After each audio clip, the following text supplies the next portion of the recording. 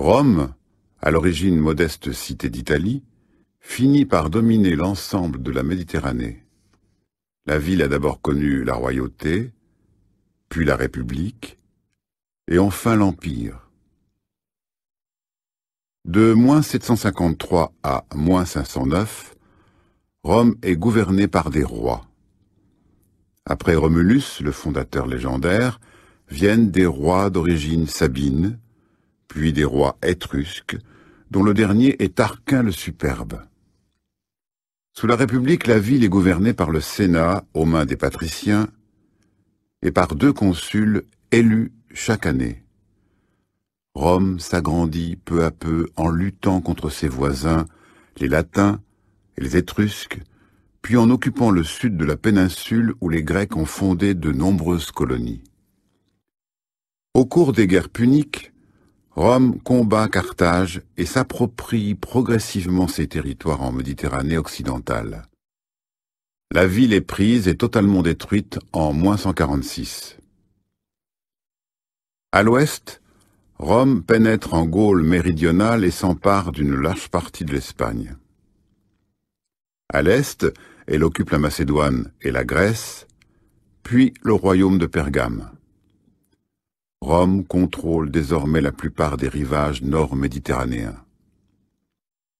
Au cours du 1er siècle, avant notre ère, les déséquilibres sociaux sont à l'origine de graves troubles en Italie, tandis que la poursuite des conquêtes permet aux généraux de cumuler pouvoir militaire et pouvoir politique. Le plus célèbre d'entre eux est Jules César. Il conquiert les Gaules et s'impose à Rome avec le titre de dictateur à vie, avant d'être assassiné en -44. Son fils adoptif, Octave, fonde l'Empire et prend le nom d'Auguste. Son long règne est marqué pour les Romains par le retour à la paix civile. Au plan extérieur, Auguste poursuit la politique de conquête, mais plusieurs échecs en Germanie le conduisent à fixer les frontières de l'Empire aux grands fleuves, Rhin, Danube, Euphrate. Quelques extensions supplémentaires de l'Empire interviennent dans le courant du 1er siècle de notre ère, en Grande-Bretagne, en Thrace, en Cappadoce et en Maurétanie. Les dernières grandes guerres de conquête sont entreprises par l'empereur Trajan au début du IIe siècle, contre les Daces au nord du Danube, puis contre les Parthes en Arménie et en Mésopotamie. Mais l'occupation de l'armée romaine est très éphémère dans ces régions orientales et l'heure est maintenant à la consolidation des frontières.